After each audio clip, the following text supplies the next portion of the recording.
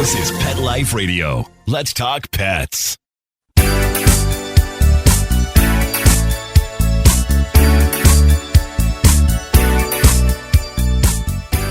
Hello, you're listening to Animal Party Pet Life Radio. And I've just got so much to talk about today. I don't even know what to start with. My first thing is going to be to correct fact that went out all over the place that I think is terribly wrong. That's my first thing. But later in the show, I'm going to tell you about some people.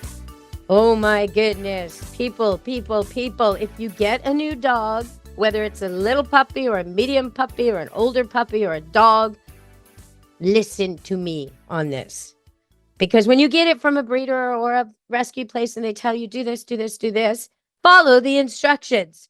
Because if you don't, total mayhem ensues. And I will tell you all about some people who could not follow instructions and what happened. And lucky for me, it's all a good ending. Everybody's okay. And the people are no longer in my life. But I'll tell you all about what may be the stupidest dog adoption I've ever seen. Close to it.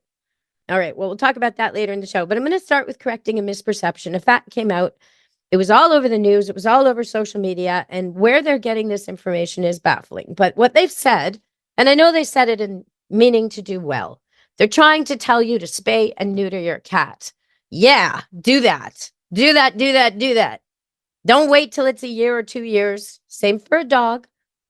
I have a dog who delivered here. She's a guest of my kennel. She came for 3 days, stayed for over a month, and gave birth to 8 dogs. And the people were surprised because she's not a year old yet herself.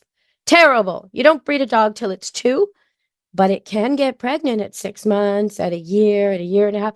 Just like a 15, 16, 17-year-old girl, 14-year-old girl, 13-year-old girl might be able to get pregnant.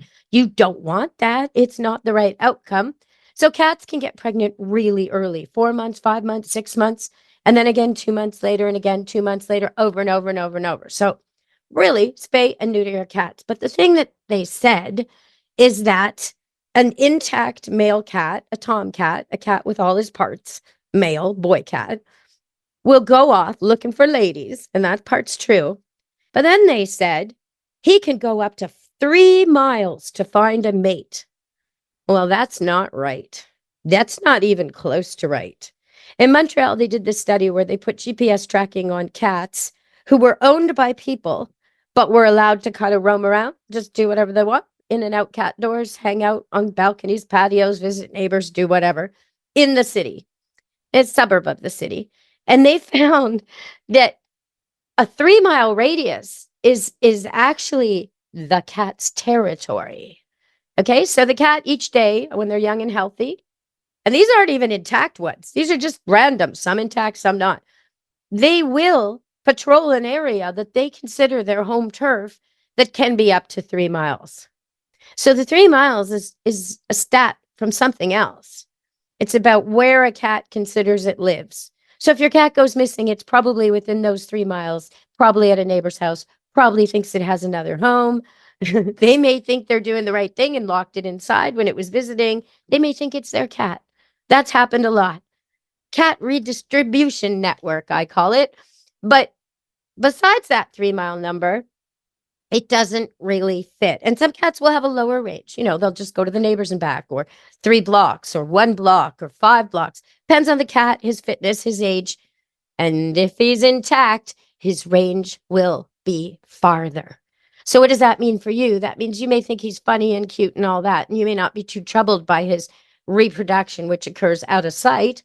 But there's going to be unwanted kittens and cats. There's going to be possible injury to him through fighting with other males. There's going to be possible injury to him because he's going to go beyond his 3-mile home turf. Oh, way beyond. Way beyond.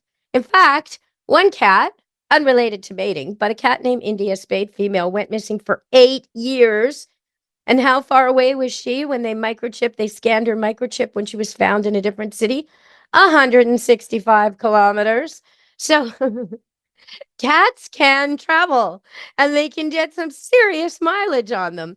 And if a male sniffs the air and the wind conditions are right, he could smell a female from way further than 3 miles. So don't be thinking your cat's safe if he's intact. If he's intact, he is saying to the whole cat world, pick me. You want to go? You want to go? That's what he's saying to all the other boy cats who are intact. Let's fight. He's also setting off a scent that attracts all that, and his scent travels for miles. Now, in addition to all that, he will do anything to get to a female in heat, including, and this is my number one worry for all of you, he will cross a highway. He will cross a road. He will cross train tracks. He will run over and through and into anything to get to her. He'll run into a pack of dogs to get to her if she's in a yard with dogs. He will do whatever. So please, please neuter, spay your cats so they don't become part of this incredible overcat population, but also so your guy, your cool cat, doesn't get killed. Okay, so I just want to give you a few stats on the cat situation. Let's see. Well, this cat was missing for 8 years, Indy, and 165 miles it traveled. It used to be called Houdini as a nickname, so we can guess what it used to do. And, it was microchipped, it was friendly, all that. But the SPCA that was interviewed on behalf of these people, the ones that were responsible for reuniting the cat from one city to another, said in the cases of dogs missing, 60% are reunited with their owners, right? Now, most of us put dog tags on our dogs, but those can be broken off, chewed off, fall off, disintegrate, be unreadable. Some of us put tattoos on inside our dog's ears, our cat's ears. That's a good thing. That's really good. But not everybody can see them. Sometimes hair grows over. Sometimes they're kind of illegible. Then there's the microchip. Well, even when dogs are microchipped, which is more than cats, 60% of them are found. But cats, only 10% ever get returned to their real owner. So if you love your cat, neuter your cat. 90% of those that go missing never come back. And you don't want that to happen to you. All right, everybody, we're going to go to break and we're going to talk about why I'm so mad at these people. Ugh. All right, stay tuned on Animal Party Pet Life Radio.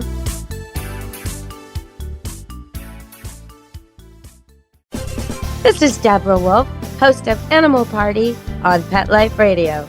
You know the expression, cats have 9 lives? Well, what if you can give them one more? The Give Them 10 movement is on a mission to help give cats an extra life. How? With spay and neuter. Spaying or neutering your cat helps them live a longer, healthier life. And it helps control free-roaming cat populations too. Learn more about the benefits of spay and neuter and meet Scooter, the neutered cat, at GiveThem10.org. That's GiveThem10.org. Let's Talk Pets on PetLifeRadio.com.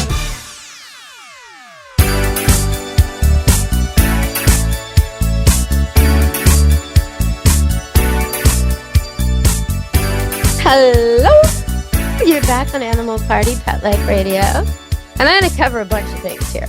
Okay, so we got a dog, puppy, 10 months old, Golden Doodle, lovely dog, socialized to what she knows. People she knows, dogs she knows, the farm she lives on.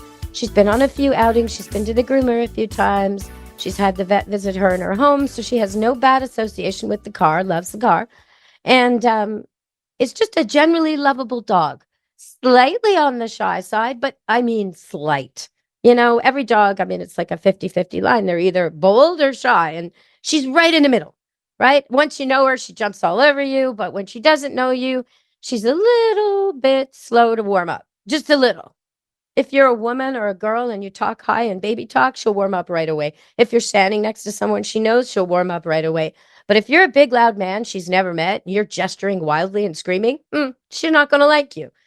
Okay, now I'm sort of foreshadowing what's going to come. So these people call and they say their dog died and they want to get a new dog, same breed, Golden Doodle. And do I have any? And at the time I had 2, but they took their time trying to decide. A few days went by and then I had 1. And so I told them, yeah, I'll hold it for you. Put down your non-refundable deposit and you can come get the dog. And they made arrangements to come from, across from Vancouver Island to Vancouver and then drive out to my farm to get this dog. Lovely dog. Her name's Ashley. Mary Kate and Ashley were the two dogs. They were sort of the last two to go. And sometimes when the puppies don't sell at a young age, I just spend more time with them, train them, let them grow up a bit, and then sell them to people, place them in homes with people for less money. It's a lot of work for me, and I feed them and vaccinate them, keep them, groom them, care for them, put a lot of money into it. But then they go for a lot less as a year-old trained dog. And that's what she was heading for. Maybe someone who has mobility issues, older person without a yard. There's all kinds of reasons why you want a dog that's already house trained and has the basics.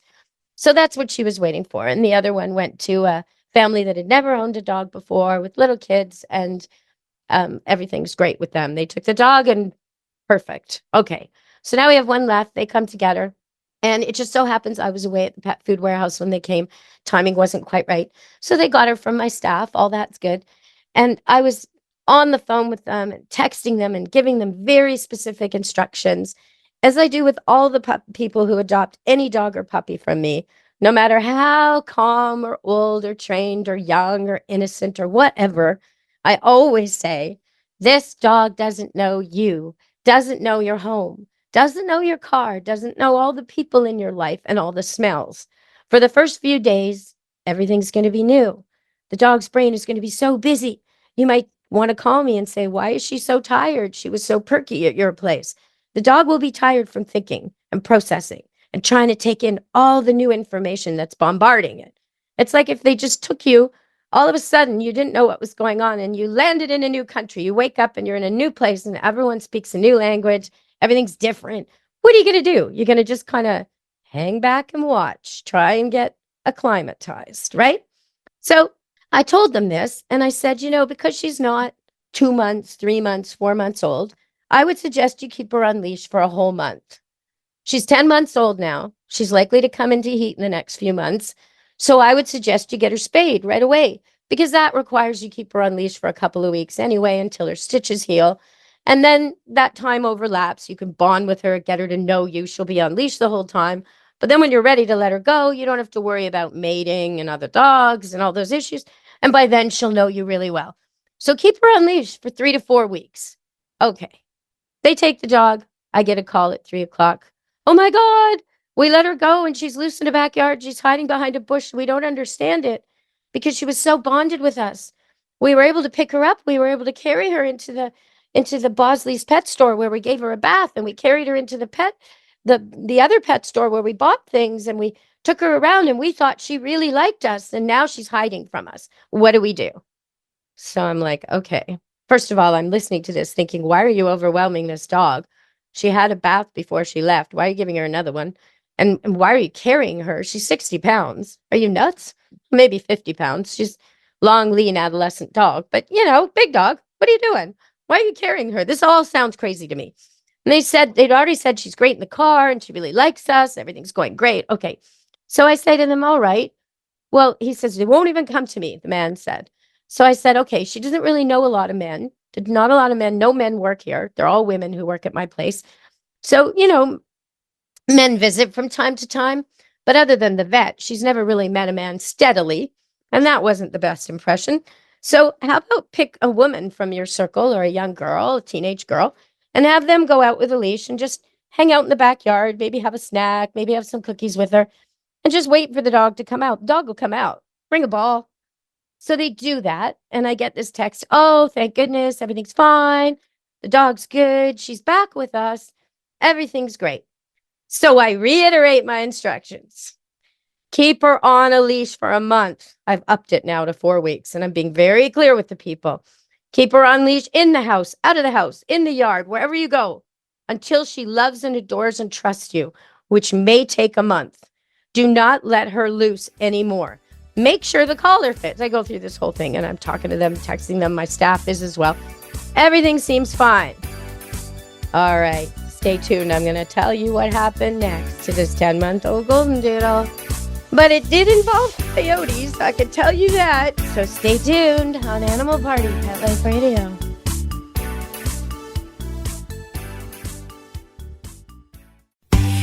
for my pets, sparkle and love, under the tree, from heaven above.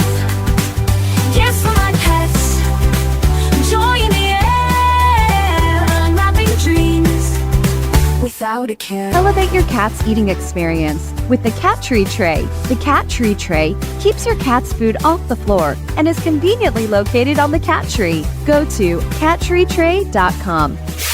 Bring home a luxury French Bulldog from the world-famous Tom King's Kennel. Premium French Bulldogs from excellent European bloodlines. Superior puppy care and lifetime health guarantee for your perfect companion. Use code TomKingsMagic for a magical holiday discount. Visit TomKingsKennel.com and find your perfect Frenchie today. Your pets will be over the moon with sparkly jewelry from Over the Moon Jewelry. Beautiful handcrafted matching jewelry for you and your pets. Wire-wrapped, beaded contemporary necklaces, bracelets, and charms. Go to overthemoonjewelry.com. Gifts for my pets, joy in the air, unwrapping dreams without a care. Let's talk pets Let's talk pets on Pet Life Radio. Pet Life Radio. PetLifeRadio.com.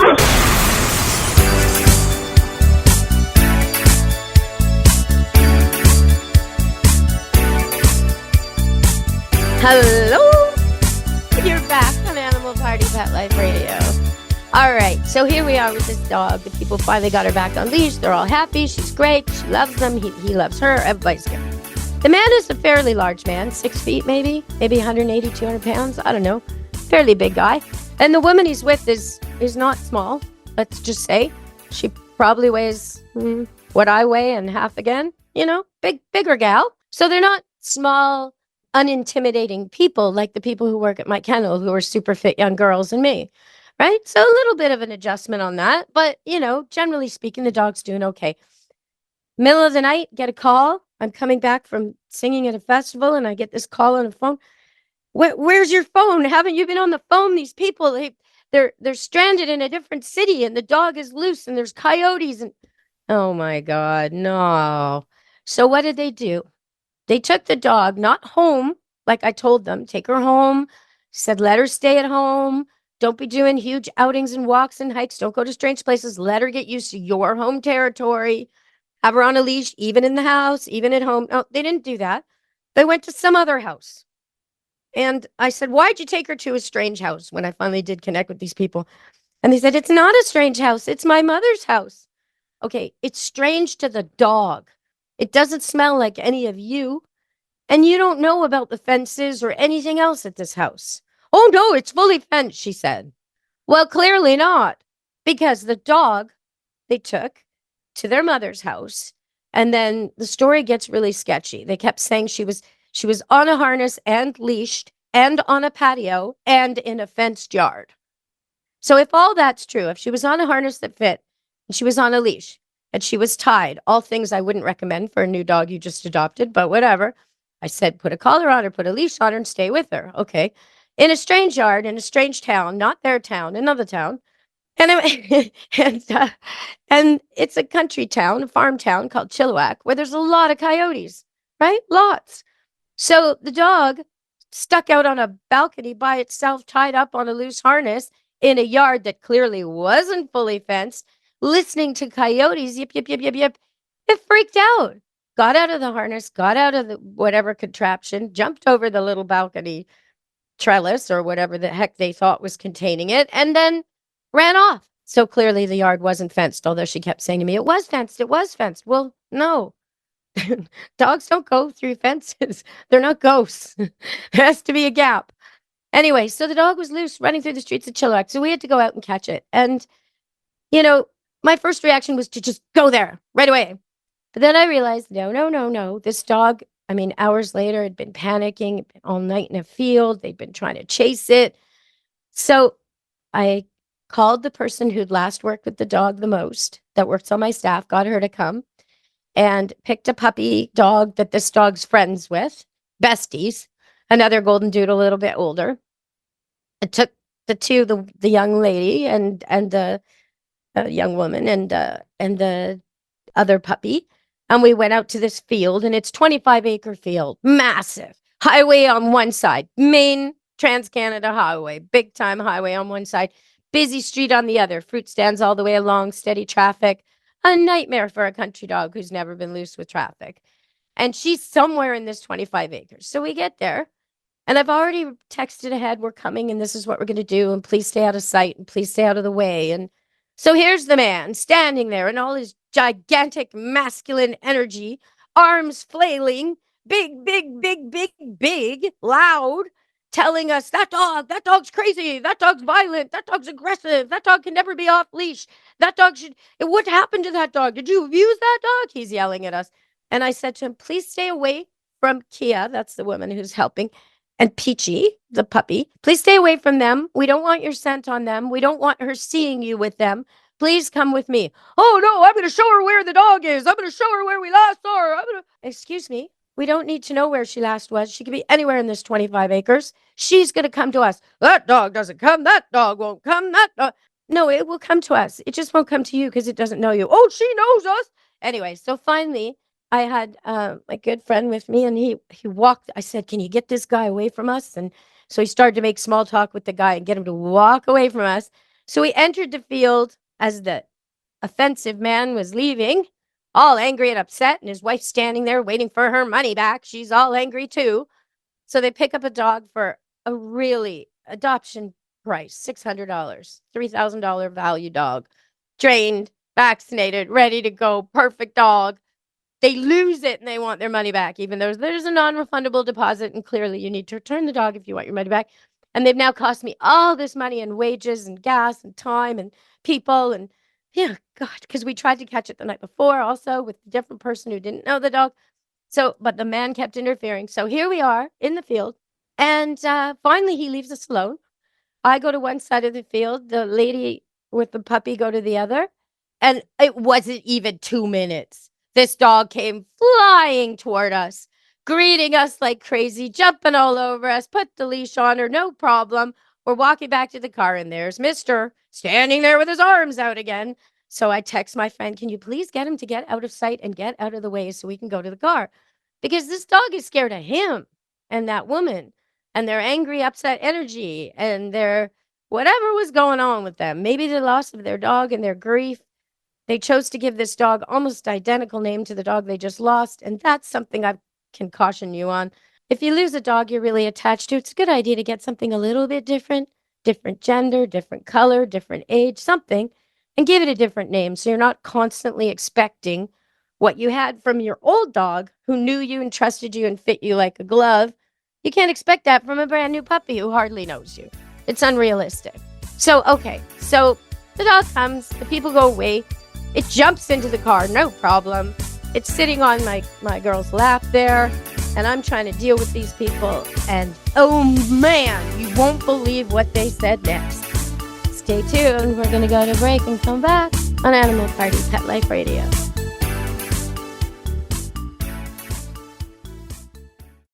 Take a bite out of your competition. Advertise your business with an ad in Pet Life Radio podcasts and radio shows. There is no other pet-related media that is as large and reaches more pet parents and pet lovers than Pet Life Radio. With over 7 million monthly listeners, Pet Life Radio podcasts are available on all major podcast platforms. And our live radio stream goes out to over 250 million subscribers on iHeartRadio, Odyssey, TuneIn, and other streaming apps. For more information on how you can advertise on the #1 pet podcast and radio network, visit PetLifeRadio.com/advertise today. Let's talk pets Let's talk pets. on Pet Life Radio. Pet Life Radio. PetLifeRadio.com.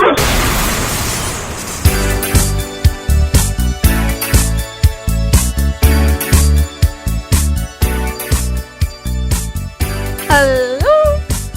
So here we are in the story. I'm back. Caught the dog. Dog's safe, matted, dirty, just disgusting, but good. Okay, she's a beautiful blonde. Looks like Farrah Fawcett. Lovely golden locks. Not so lovely right now. Matted, mucky, okay. But she's in the car and she's safe. She drank a little bit. She ate some cookies. Everything's good. She's sitting in there and I'm about to leave. But of course they want their money back. So instead of asking nicely, they start accusing me of all sorts. And one of the things they say to me is, that dog is anorexic, which I'm sorry, but I just started laughing.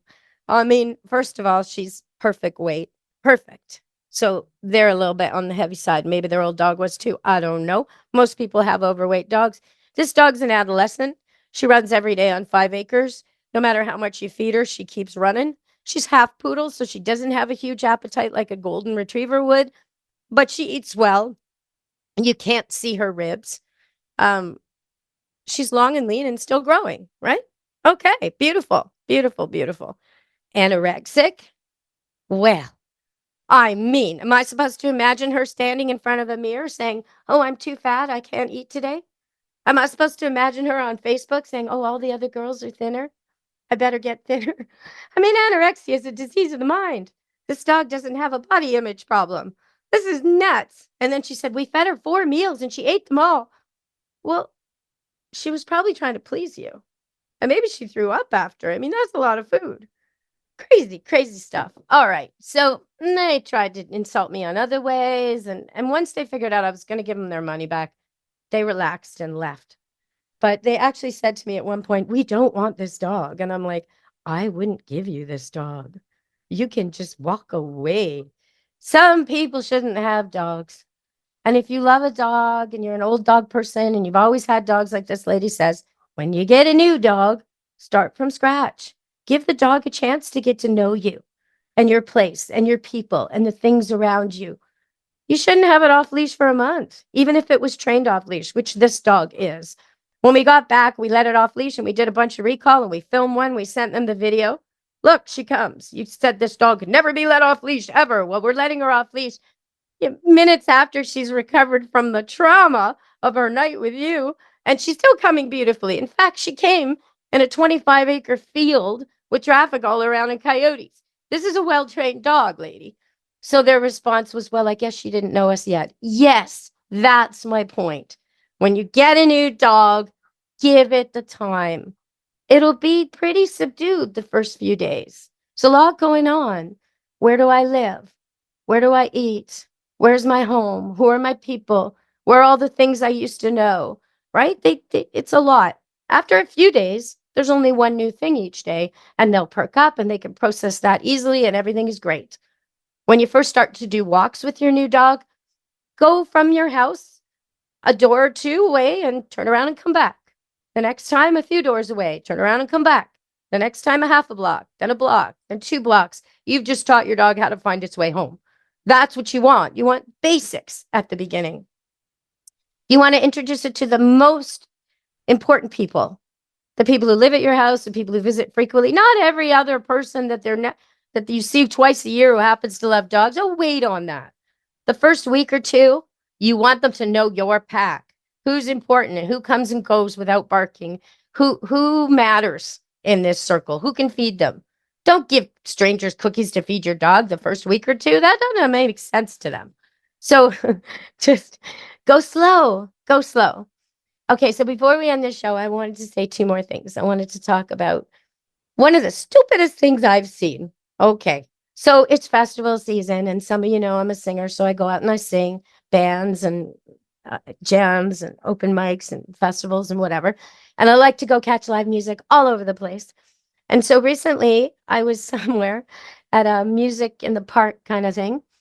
And what do I see? I see a puppy that I'm guessing isn't even 8 weeks, maybe just. It's got that kind of dazed eye thing where they can't really track the motion of a ball and they don't really see far away yet. So under 10 weeks for sure. I would say 7 weeks. Little puppy. So where do they take him? To this enormous park with all these people and dogs and mayhem, right? That's the first problem. He's overwhelmed. Children are pulling at him and picking him up. And even if he's meant to be a dog that loves kids, it's too much for an animal infant. So again, these people, new dog, and you do want to show it the life you mean it to have, but slowly, not all at once. Okay, so here they are in the blanket. And then, oh my gosh, I see their older dog, who's not old. This young dog, kind of pulls a lot. You can see it's pretty hyper, playful, playing with the kids.